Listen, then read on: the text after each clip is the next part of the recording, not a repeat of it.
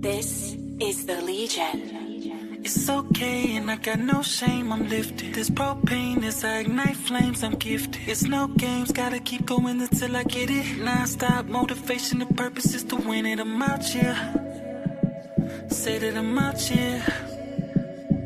I'm out here, yeah. Good evening and welcome to Conversations with Taz. I am your host, Taz. Before we jump into today's topic and my lovely co-hostess, just a reminder for everyone to keep Cuba and Haiti in their thoughts and prayers. Both places are going through a great deal of turmoil.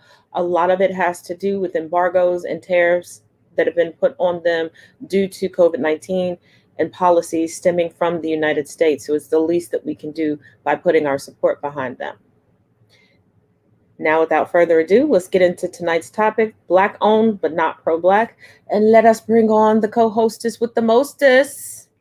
Good evening, darling. She's a little bit out and about tonight.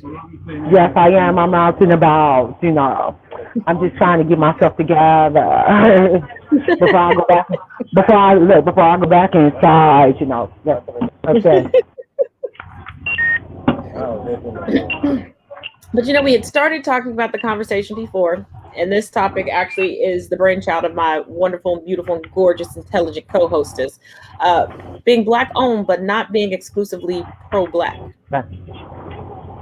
Yeah, because you know what my thing is? A lot of people think that when they say Black owned, it means Black only, which is kind of nuts, and that's not even the case, honestly. I mean, when you go to certain, because a lot of stores, especially honestly, hold on a minute, let me get out the store, hold on, because I'm going to say this real quick. Okay, real true story. Honestly, when you go to it, when it comes down to the plus size market is like $1 billion industry. You know what I'm saying? Because us plus women do not have certain outfits or certain designs or certain things that we could wear for certain things. Like, look, see the outfit that I'm wearing? You can't get this I'm like a size XL, and I know some that are like 3, 4, and 5X. You cannot get this in any kind of store unless you go to a marketplace or somewhere that sells the kind of designs or styles for our specific body type. And that's the thing that a lot of people don't understand. They feel like that, if you go to places like Sears and like Target and like all these other stores, that, okay, that market is going to have, no, they're not going to have that kind of style catered to that specific market. That's why a lot of women of all colors and all sizes do go to a lot of these, to a lot of Black-owned businesses and Black-owned designers, because with the Black-owned designers, they know, not even just for us as Blacks who are able to shop there and have our comfortability, but also when it comes down to our white sisters, they have the comfortability to be able to wear certain styles that they know it's not going to. I mean, who wants to go to a store and wear something that looks like a dish rag on them and look like we're back in the 60s? I mean, plus size women want to be sexy and want to be confident. We don't want to sit there and wear dish rags on our bodies just because y'all want us to cover up. That's not our MO. So I understand. So it's like people sometimes negate that part and feel like, oh, well, basically, it's a Black-owned business, so only Black people are affected. No, white people should too, though. Who they do? And I'm glad you brought up the different body types, because there are body types that people believe are exclusive to women of color. But there are non-women of color who are just as curvy or sometimes curvier than we are. And I don't believe anybody wants to just be relegated to butterfly t-shirts and muumuus. If that's your zhuzh, that's your zhuzh. But everybody should be able to dress and express themselves through fashion how they feel. And that's also the beauty of anything that's ever Black owned or Black run. It's not exclusionary. It is inclusionary. Now, the only time I have an issue is in their inclusion, they've lost themselves. Where we've seen over the years where a Black-owned business is silent when we need them to speak up or take a stance on Black issues because they're afraid to run off the non-Black clientele. But it's like all money isn't good money. Do you really want the oppressor to buy your things? And by the oppressor, I'm not just talking about white people as a monolith. I'm talking about those people that will wear us as a costume and still look down and talk down. As in the corporate white demon. Mm-hmm. Because as hard as people may try, yeah, and as hard as people may try to separate slavery and capitalism, slavery is the basis of capitalism. I don't care where you look; it is the basis of capitalism. Oh, there. So enough is. And no, if you are still a supporter of that, but you want to dress like me, look like me, walk like me, talk like me, and if I own the business and you become problematic, I have to speak up. I'm not going to sit back and be quiet. And that's the thing right there. We have to, a lot of the black businesses that do that have to understand something. Even if you speak up about black issues, you're still going to get your white customers regardless. Because a lot of things that people don't understand, and I had this talk before, and I know I had a friend of mine tell me the same thing. She was like, well, how can we separate our allies from our fake allies? I was like, that's easy. The ones that actually do something about it, where you could tell a fake ally from a real one is if the real ally is going to do something about it. They're going to say, oh yeah, well, you know what? I just shopped at this black-owned business. This black-owned business is good. You know what I'm saying? Go right here. And there's a lot of them that do actually do that. And some of them will be like, oh yeah, I just bought this from this black-owned designer. Oh my God, it fits so perfect. They do this. You know what I'm saying? The ones that are just about it are just posting it or they're putting it up there on their site just because they want to have some kind of validation and clout from it, which kind of pisses me off. And sometimes I just be looking at them like, wow, well, if you just doing this for clout chasing and you just want to be validated, my dude, you could have just went on ahead and stayed with the racists. They love that kind of fake shit like that. You know what I'm saying? Because ain't nobody seeking your validation for real, but you ain't had to go all out like that neither. You know what I'm saying? Like you could have just you could have just went on ahead and kept that fake shit to yourself, to be honest. Because it's the ones that not only make the purchases, but you see them using and wearing the merchandise.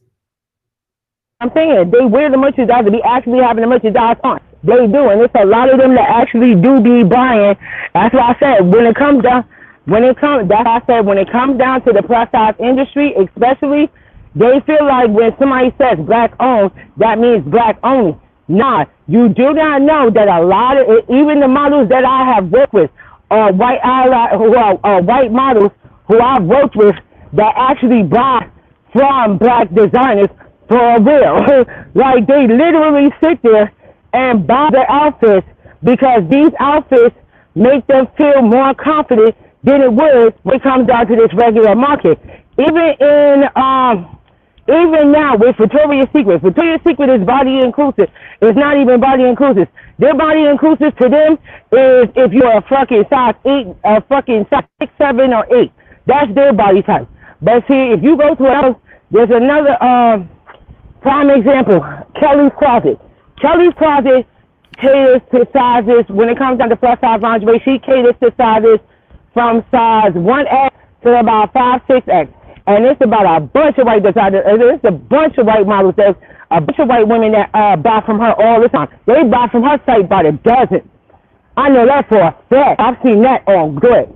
Her and a couple of others that they buy from. Because of the fact that they feel that they can get the product that they can get the product that they need for their specific time without having to feel judged or feel like they have to be body shamed for any kind of reason whatsoever by a market that's so white powered and so corporate that these people still don't understand it. And then you get mad when we say black owned.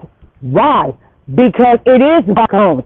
It's a black owner selling a great product to the great consumer so that the consumer can be able to use this product that is based for them, even whether it's black or white. The fact that it's black makes it even better because it makes us as black, especially me. I love buying from my black partners because I know I could walk up, I don't have to walk up there and be like, oh, well, you know, and have to hear some stupidity. I could walk up in there and be like, hey, yo, what's going on? How you doing? And they be like, hey, where you been at? I've been missing you for a long time.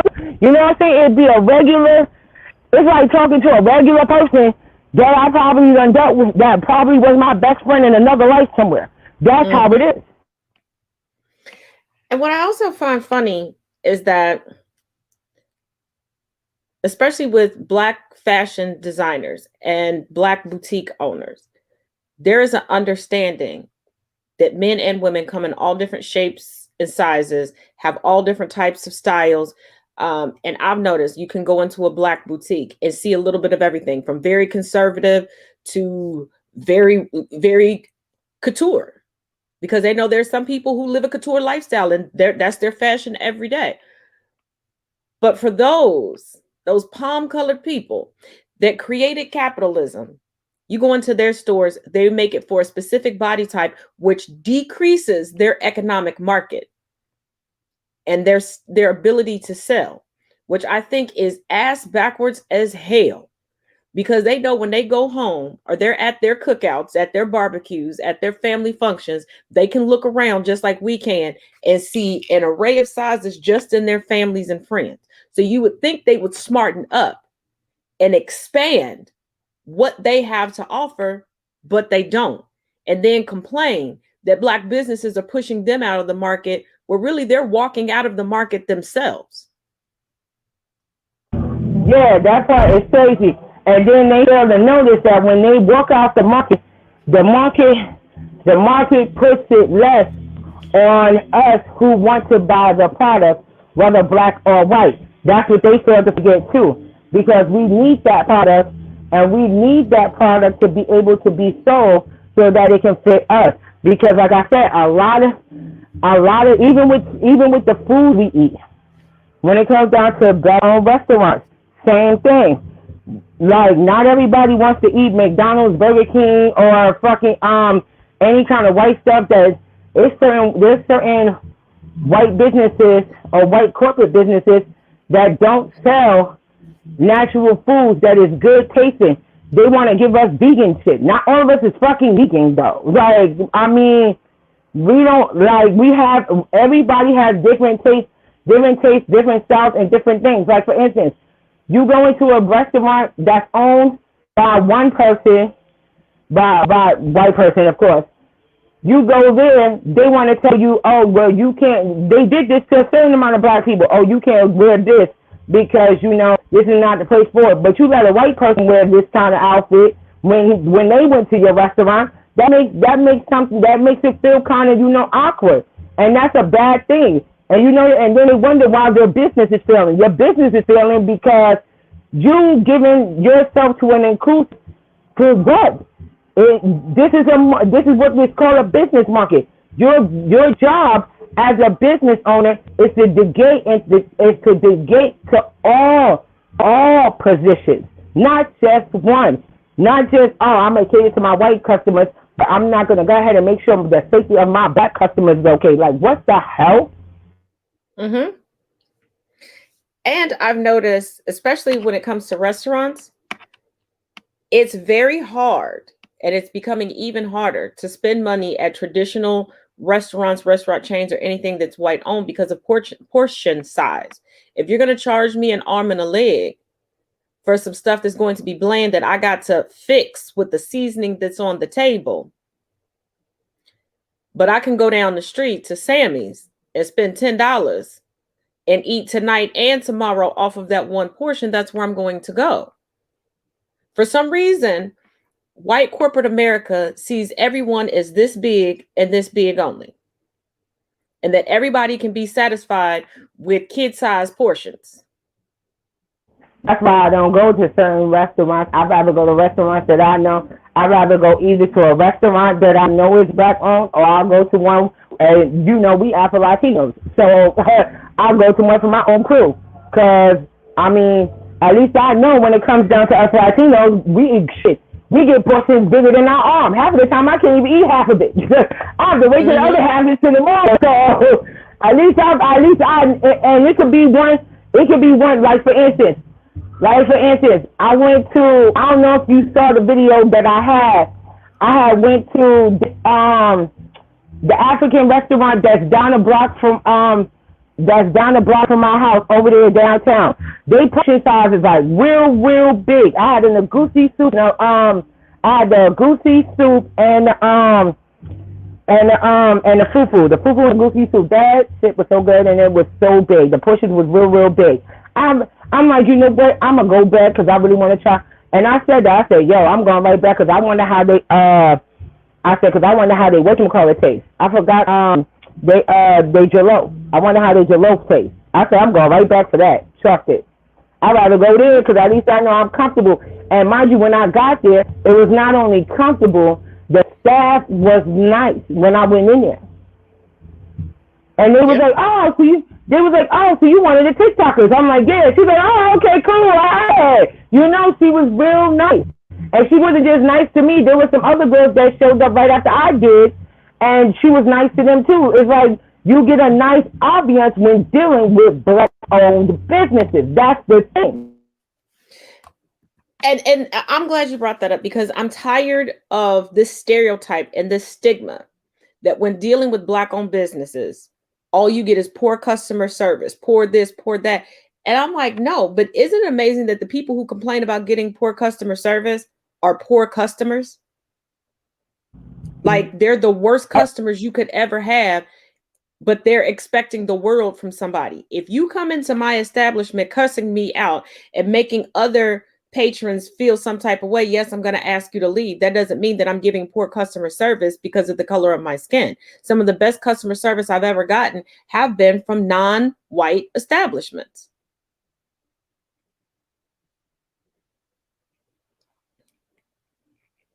You're on mute, sweetie.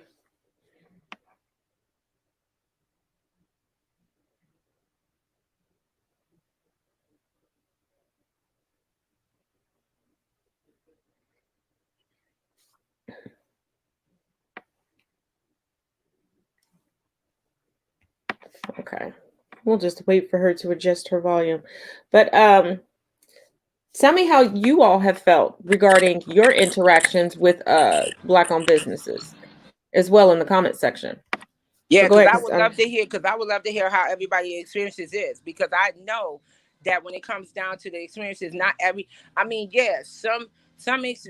yeah, we know that not all Black businesses are good, but the fact of the matter is there are some Black businesses that are really, really good that need to be heard from and that are good enough to be around, because Black-owned businesses are not what everybody seems for them to be.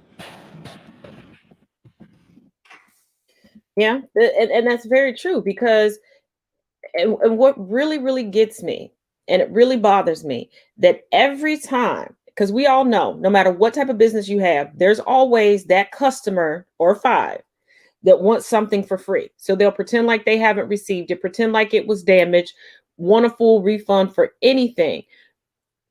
At a white-owned establishment, they'll argue, they'll call corporate, they'll try to get the sales rep or whoever fired. But when it comes to a Black-owned business, they'll try to completely ruin the reputation of the owner by claiming that the customer service was poor. Yeah, because they want something for nothing. I've seen that. And I said something about that too. And that's kind of not cool at all. Like, listen, if you don't want the product, then don't buy it. Simple as that. Nobody's asking you to buy the product or to try the product. Not every, and a lot of things that, and you know what it is too, and I know you feel what I'm feeling, because motherfuckers want to feel like they're in the industry that you and I come from. Because you and I both know, as professionals, we get that kind of stuff all the time. Mm-hmm. We get that, we're used to getting it, and we'll promote the product out of nowhere. That's what it is. They think they're us. But the thing about it is, you're not us, though. You're a regular customer and a regular consumer. You need to remind yourself of that. Don't let the fact that you see somebody else do something, or you see somebody that you know is getting a sponsor or getting this, that, and the third, that it makes you feel like that you're entitled to the same thing somebody else is. You're not me, buddy. Then you're not me, buddy. You're not. You're not this white woman that's probably got the same kind of credibility I got, and she probably get the same kind of promotions I get. Like, you're not her either. You're just a consumer. Buy the product, shut up, and let it go. If you Because don't the want the thing about it product, then is, shut up. and we'll get things for free because we're working for that company. We're Thank you. showing off their merchandise to gain other sales. Thank you. You're not doing that. You're causing the company to lose money. And for the love of all things holy and sacred, stop going to Black-owned businesses asking for a hookup, because you don't walk into Target, Walmart, you don't contact Amazon going, well, can you hook me up with this? Can you hook me up there? How about you give me 3 for 1? Don't do that. This is somebody's blood, sweat, and tears. This is how somebody sustains themselves and their family. This is also how a lot of people are continuing their education. This is also how people are taking care of the elderly people in their family. And this is how a lot of people are being able to advocate for equity amongst marginalized communities. They cannot do that if you keep dipping into their profit margins. That's a fact. Because if you keep dipping into their profit, how the hell are they going to keep giving you the product that they need to get, especially to their loyal customers? And that's another thing people need to understand. A lot of these people got loyal customers for real. Like, I've had a bad experience with a friend's business where I purchased products and never received them to this day, but I choose to no longer patronize their business than blast them. And that's how you should handle it. No different than any other business.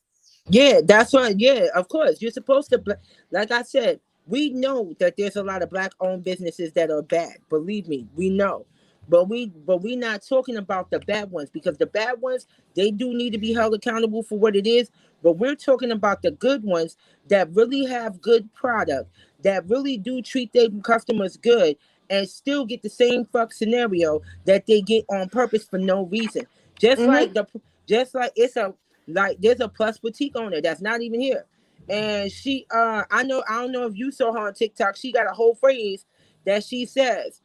And one lady, some white lady decided to try to ruin her business, talking about some, oh yeah, I don't know why you even got this kind of product. You're a terrible person. What the fuck? Like, what?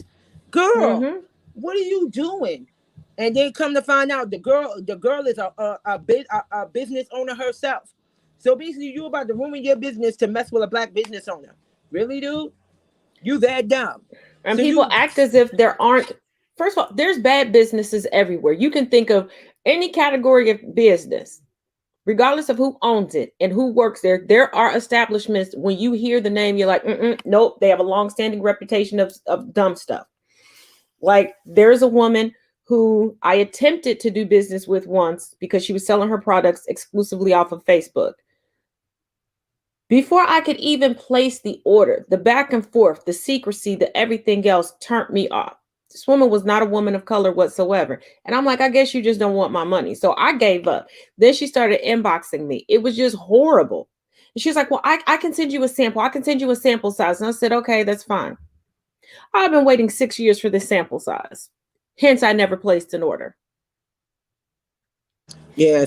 But people think that bad is only a part of the category of Black-owned business. And it is not. It's a category of all businesses, not just Black. That's what they forgot. Because I've had a couple of bad experiences with a couple of white-owned businesses too, to the point where I don't ever shop there anymore. But I just happen to have, I don't know, I guess it's because the market you and I'm in, when it comes down, my thing is now is I shop where I'm accustomed and know that I'm going to get the great service from. If I know I'm going to get a great service from there, I'm going to get a great service from there. And you know us, girl, if we know some designers, they give us 10, 20, and 30% off. So we definitely going to shop with them all the goddamn time. Oh, hell yeah. Yeah, because we already know like 10, 20, and 30% off comes in handy. So, I mean, it seems like a little amount until you get that final total. yeah, that up. Something you be surprised. You be surprised. You pay a $200 outfit from them, they only giving it to you for like $30, $40 for real, because you don't already work with them for like years, so they already know you. And mind you, it be the ones that know you good for it. They be like, yeah, we got a payment plan for you. You can just send this way. Like, yo, y'all don't understand.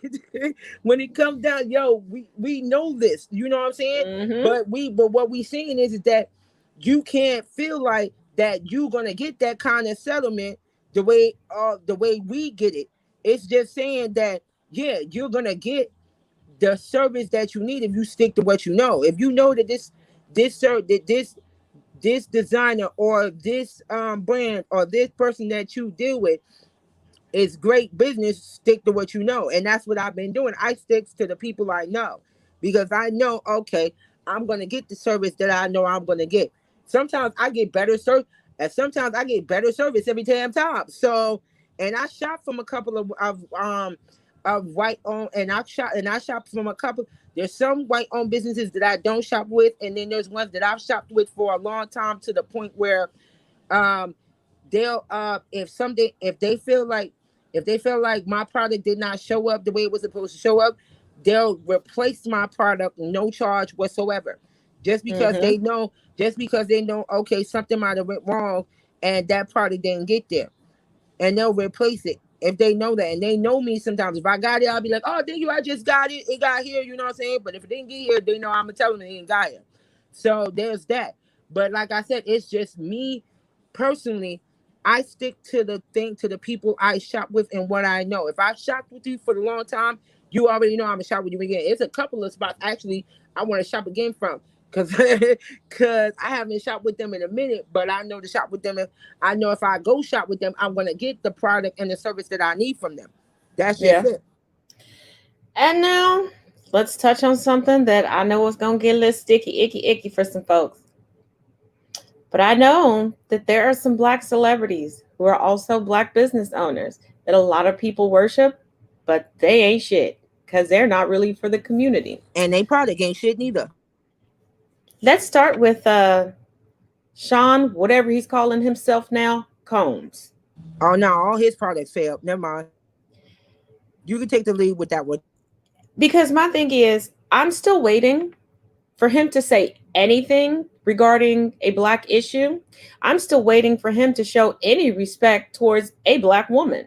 And I'm talking about not posthumously, because even the mother of his children, he didn't have anything positive to say about her until she was deceased. And that's pretty messed up. And I know who you're talking about too. That's messed up as hell. I wasn't okay with that neither. And I know that people are That very impressed with a few donations that have been made by Beyonce and JayZ,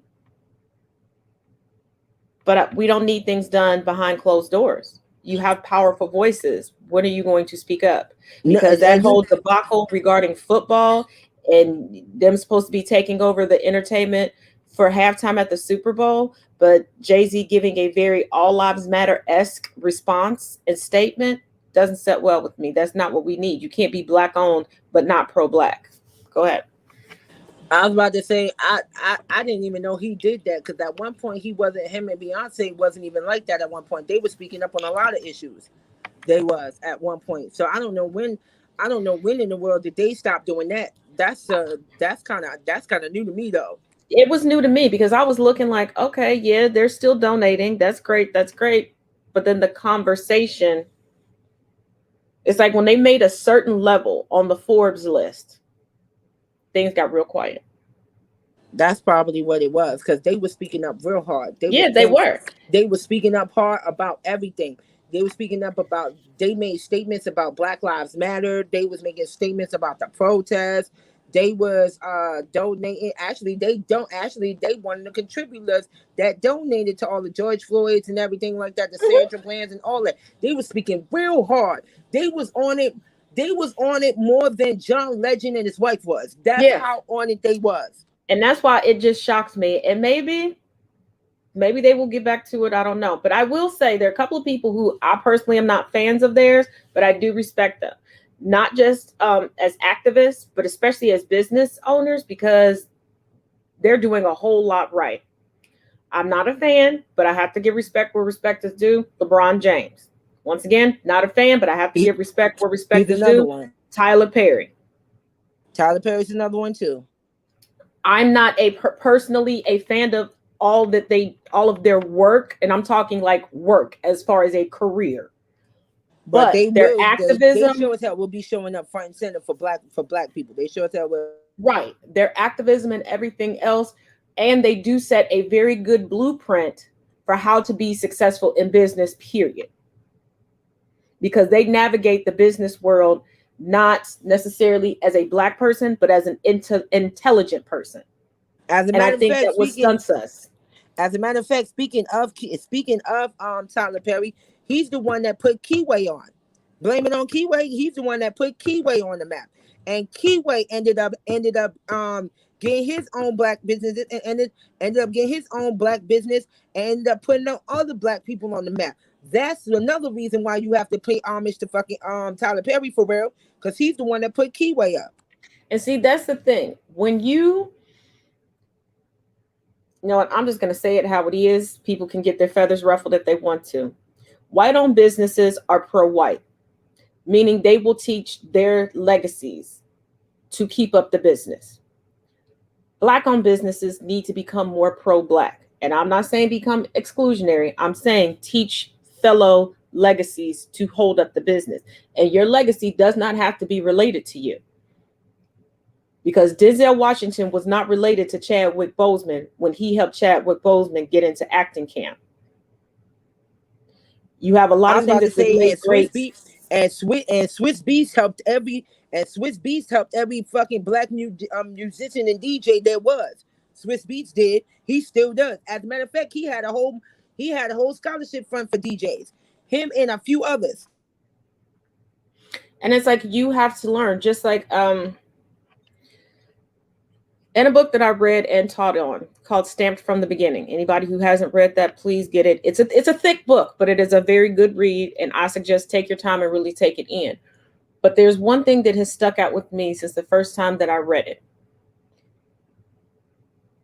Black people have a long, unfortunate history within the United States of, we may have a mother or father that's a janitor or a seamstress, and we'll be determined to go off to business school and, get into business and make it. But we won't rely on the information from those that came before. We'll get a business degree and open up a business selling ice cream instead of open up an alteration shop with our mother who's been a seamstress for 40 years, who knows it in and out, and we can just take her know-how and mix it with our business know-how. Or open up a cleaning service with our father that was a janitor. We try to go out into something completely new and wonder why a lot of times it's not long-standing.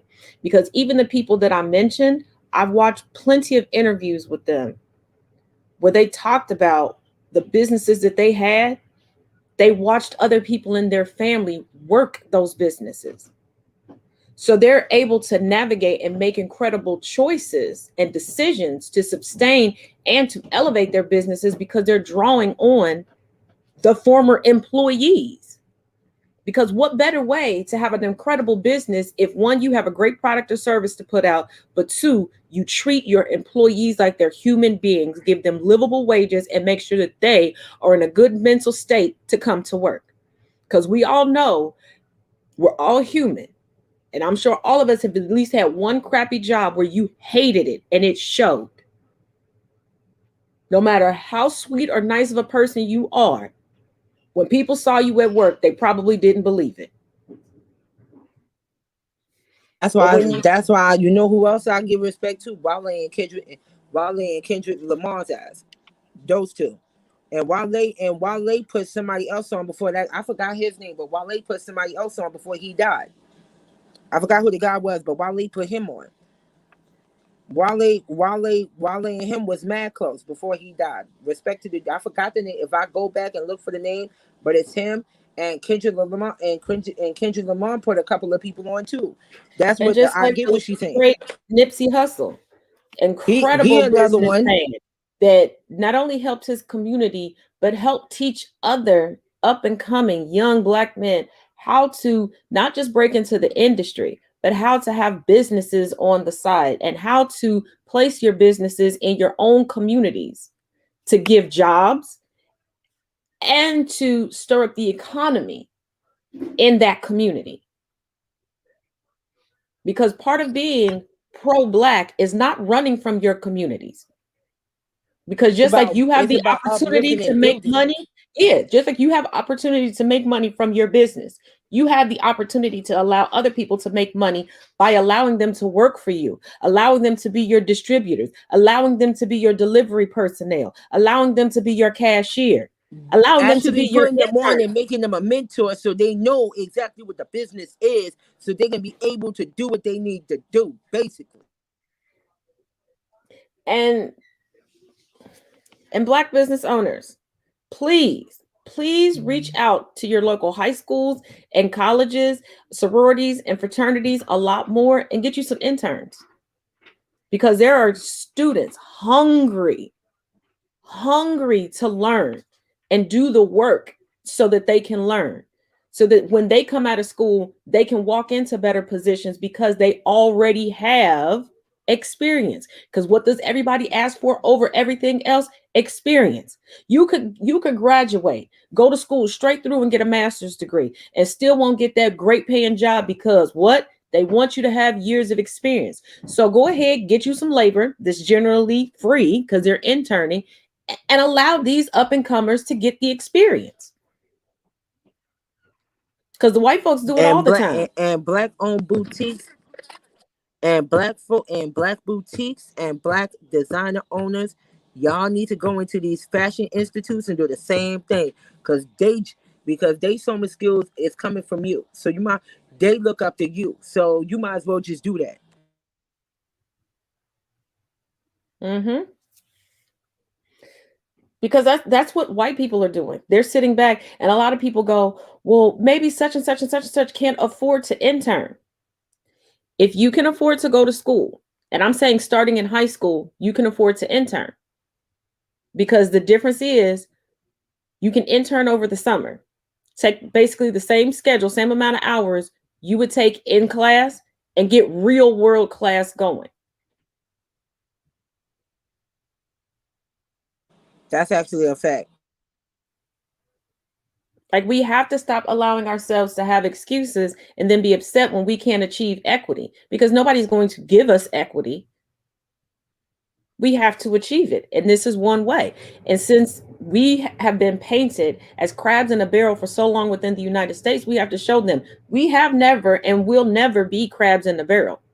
We will hold the stool for each other and then lean back over the wall and pull the other one back up. Ain't nobody trying to hold anybody down. That's not what we do.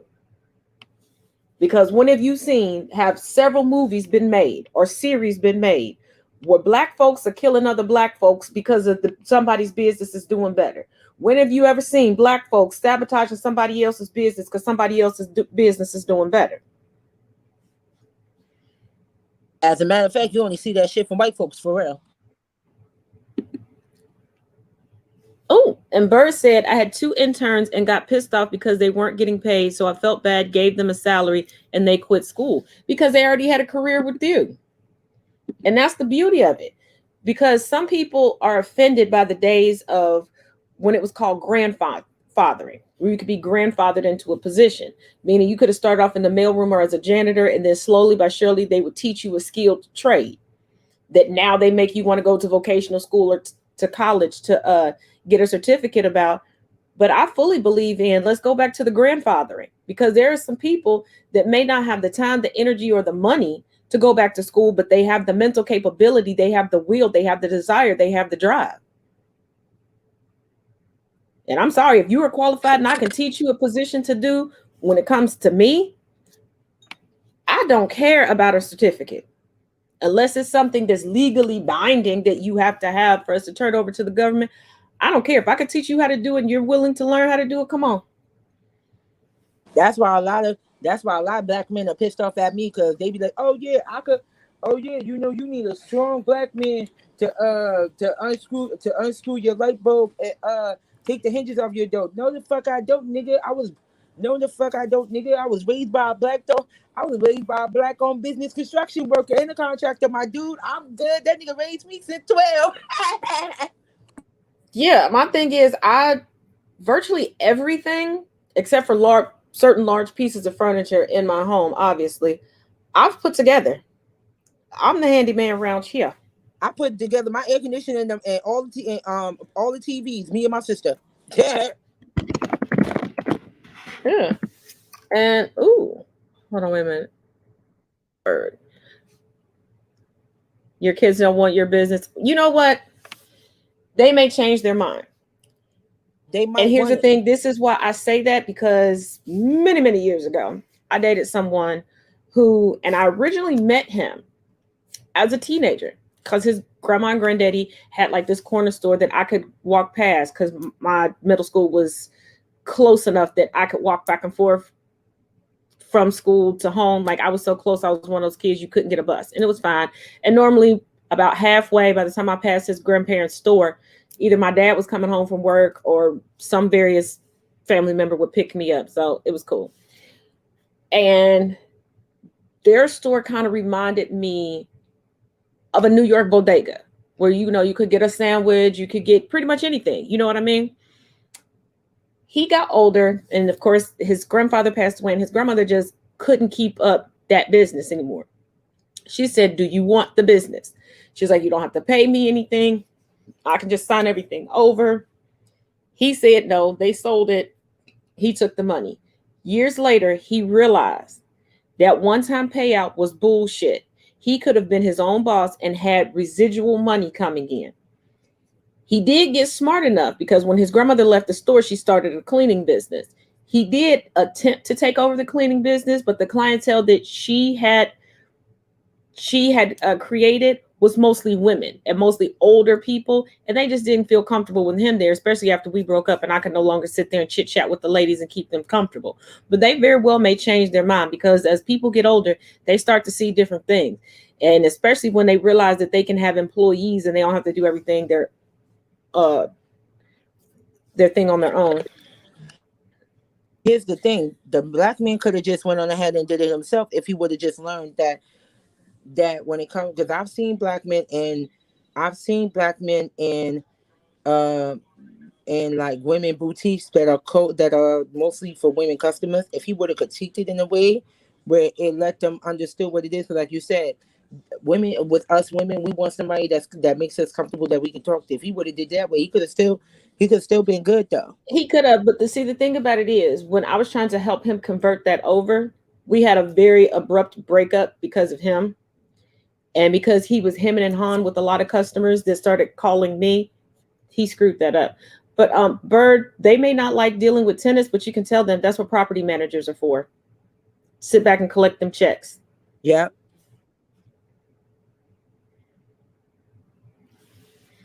Let somebody else do it.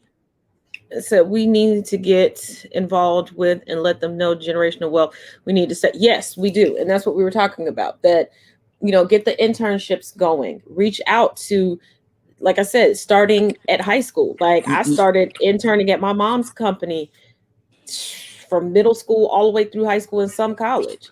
Not even just high schools. There's some, like I said, there's a lot of design schools too that need those internships. Mm-hmm. There's a lot of business schools that need them. There's DJ schools that need them. Yeah, I'm saying like the age range, like it's never too young. Just like I loved when, I'm really showing my age, but now it's Bring Your Children to Work Day. Back in the day, it was always like around my birthday in April, where it was specifically Bring Your Daughter to Work Day, because it was encouraging young girls, young women to want to aspire to have careers. And I remember looking around at all of my mom's white counterparts with their daughters there, and they would just be sitting there, you know, sipping on a little hot chocolate, kicking their feet up, eating donuts. And my mom literally gave me tasks to do. Like, this is what work is. Work is not coming to be a fashion show, to put on a little cute outfit or sitting back. Like, no, if you want to work in corporate America, this is what it takes. If you want to have this position, this is what it takes. Can you handle it? Can you meet these deadlines? This is what I do, and I'm only giving you a portion. And looking back, I truly appreciate it. I didn't dislike it then. I loved it. I loved the challenge, and I loved to see what my mother got a chance to do up close. But as an adult looking back, she had already started giving me a skill set, and we need to get back to that. And when you have these opportunities where your children can see you work, instead of letting them have a pampered day, I'm not saying have them do your whole job, but teach them, like, hey, this is how this goes. She's like, I learned how to network from my granny and my mom and my grandma. Then they taught me every opportunity that you have in the presence of somebody else is an opportunity to network, which is an opportunity to make money. I learned how to host properly, dinner parties, dinners, galas, you name it. And that's what we have to get into teaching our children, teaching them about the proper handshakes and the firm handshakes, whether male, female, or non-binary, teaching them how to sell themselves without selling themselves.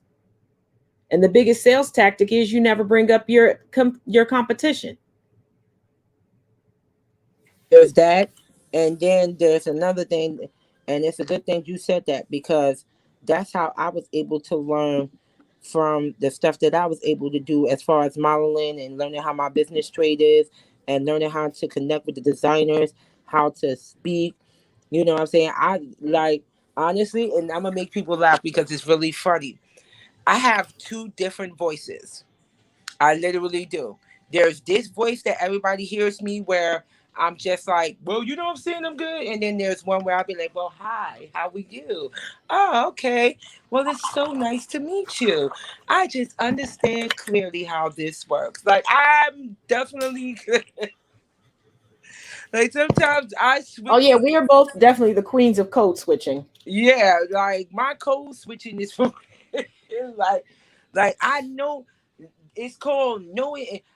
My brother laughs at me when I say it, but he understood it when I said it. I said it's called knowing how to speak white without actually being white. That's what it's called. It's called. That's what it's called. Knowing how to speak white without speaking white. Knowing how to gain the confidence to speak their language without them noticing that you could speak a whole nother one. And notice how calm I said that. Yes. And let's touch on a little bit, because we're both from the modeling world. And the modeling world is just now truly becoming pro-Black. Yep. Because we can do a whole different show. Because I know I got some stories of some backstage sabotage, and I'm sure you have over the years. I got more than some stories. There's a whole movement now because of that. I'm part of the whole movement because of that. Yeah. So, but the thing about it is, I will say the best example of mentorship and or internship as Black models, because there would be so few of us, a Black woman that you've never seen before in your life. Because a lot of times we have to do our own hair and makeup. We'll come and go, no, baby, that's not how you do it. Let me show you. Let me show you this trick. Let me show you how to switch this out real quick. Oh, let's work on your walk. Let's work on this, because they want you to have that longevity. And we have to get back into that all around in business. And we also have to get around to we have to get accustomed to not relying on white media to get the word out. We need to get back to the 60s and 70s where word of mouth really carried us and sustained us. Because how do we have all these Black businesses that very few of us know about?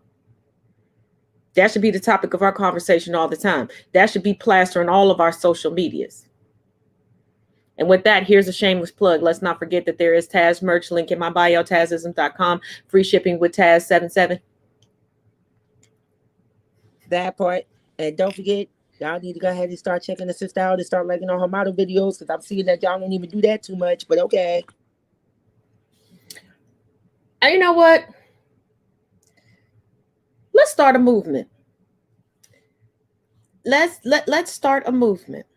I feel like if we two started shop, then it'll catch on. And anybody else in the comment section. Like tomorrow we're gonna make a Shemaine Day.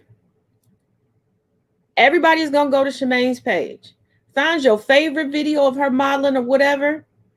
Tag 2 people in it and duet it.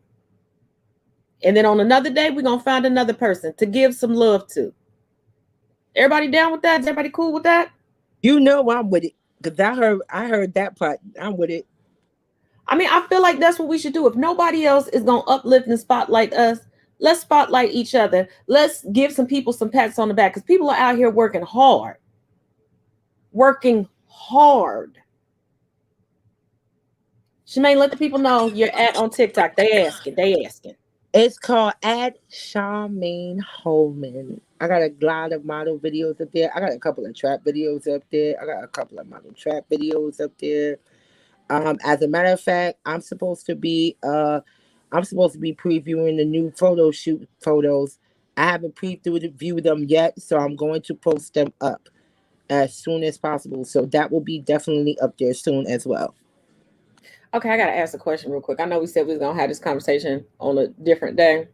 We might have to do like a Saturday night sit down or something and talk about this. But do you get nervous before your preview?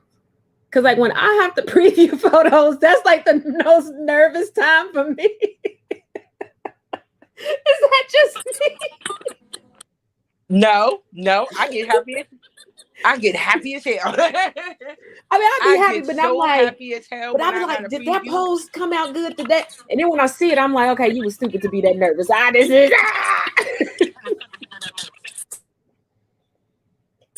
You know what's so funny? I'm gonna make you laugh. You know what I used to do though? I used to have like viewing parties. You know what? You should know what a viewing party is like. Mm-hmm. You get like a whole group of people and one phone chat, and you just send the photos to the entire group. Better yet, Bird knows because she's been in a couple of them. I've done a couple of them in there, and they'll tell me which. Yeah. And I know you probably did. I know you do. And I put in there like, yeah, well, which one is which? And did you think this one was cool? And Bird used to always be like, well, I love this one, but I think this one is better. And I'd be like, you sure? Because I don't know if I want to. Well, I mean, technically, we do a viewing party every week for the promo videos for the show. Yeah, that part. Bird be like, okay, here's these options. Who likes this? We're gonna vote on this, and we're like, okay, well, we like the beginning of this one and the end of this one. This one better and this one, that one better. Yep. I used to do. Yeah, I meant to say I'm over here saying I used to do them. Thanks to Bird, I'm right back in them. So yeah, because I told Bird the same thing. I said I thought I was done with these, and you know she like, shut up, Tad. No, she got. Shut up, Taz. I got to get my coffee, Taz. You got to shut up. Just tell me which one you like, and let's go from there. Don't argue with me today. I'm going to put them all in the group, and then you get the final say. And then as I'm sitting there patiently, I said you get the final say. But ain't nobody voted yet, bro. Shut up, Taz. And I need more coffee. You're working my nerves. I'm going to send you more spiders to your house. Oh my God, that's funny. See, y'all think that I'm the boss over here. I am not the boss. Okay, we all just sit back and do what Bird says. Yeah, we do what Bird say. It's actually Bird. Bird is the boss for real. Oh yeah, she's right. Okay, I'm sorry, Bird. She has to get her cheese and coffee. Shut up, Taz, while I get my cheese and coffee. Oh yeah, and hashtag free Frenchie. Yeah, it's Bird. It's Bird. Because she tell me real quick, she be like, Charmaine, you good over there, baby? Yes, I'm good. Yeah, I thought I had to say, no, we're good. We're good. No, I'm okay. Nope. Nope, I'm fine. I do not have nothing to say to the boss over there. I'm pretty much good. We're fine. Yeah, we just go with the flow. We just do exactly what she says. Yeah, the boss over here is Bird. She's got to put it. Mm-hmm. People over here talking about, I know Taz just be bossing everybody around. No, it's Bird. I just be sitting there like, oh, yeah, that looks nice. Why do I even ask you? Where's my cheese and coffee? I don't even know why I ask you anything anymore. Why do I even ask you? Why do I spend my time asking you? Sick of me yet? Because I don't even say nothing. I just be like, well, whichever one you think is best, you good. I just go right along with it. Like, hey, well, if you think that's best, then okay. Yeah, and her buddy is in the comment section talking about, yes, free Frenchie. I know you upstairs, and I'm going to get you when I get off the air. Keep playing with me. Ooh. But as always, thank you, darling. You are so wonderful and a great, wonderful co-hostess. And your final thoughts on the night? All I gotta say is make sure y'all support our Black-owned businesses, support our Black creators, myself, Taz. As a matter of fact, support all the creators that are in here. We got our diva in there, our boss diva, Miss Bird. Make sure you support Bird and everything she does, cause Bird, it wouldn't be no us without no Bird. So you need to support Bird. If you know if you know what Bird's TikTok is, if you know where Bird is, you need to support Bird. If you don't support us, we advise you to support Bird. Support Bird. I stand highly on it, and I will not say enough. And I know Bird gonna give me a kiss and choke me in the eye later, but yeah, you're gonna get us beat up after this broadcast. Yeah, I know. I definitely am. But it's called support and love Bird. We love the Bird. Love you, Bird. Just don't kill me though. But love you, Bird. Yeah, Bird, please. I'm too brittle. Just please don't. But like I said, tomorrow it's gonna be Sister Shemaine Day. So if you don't already follow her at Shemaine Holman on TikTok. And like I said, tag 2 people in your favorite video that you see of hers and duet it. Get the love out. And then if you want to be added to any day to get some love, drop it in this comment section or the comment section of any of my videos on TikTok. As a matter of fact, once we get done here, I'll make a video and put it over on TikTok. And then you can drop your name in those comment sections. I will legitimately make a list and we'll go down that list and get everybody some love. Yep. And we'll share. The hub's done tuned in tonight. Jesus, he needs to go back to work. He tuned in. Oh, thank you, Angel. And Angel, drop your TikTok name in the comments also. Angel is a beautiful soul. She supports everything fully, and she's a Black business owner also. Amen. Wonderful online bakery. So let's get Angel some love and some support and all that good stuff. Angel, you already know I'm adding your name to the list, so get over it. Yeah, because I got a couple of names my own too. I'm gonna put up there. Yep. Yeah, we just gonna keep adding to the list, and until we run out of names, we'll just keep doing it. How about that? Pretty much. We got time to do everything else. We got time to spread some love to everybody. Sure do. And once again, thank you all for joining me.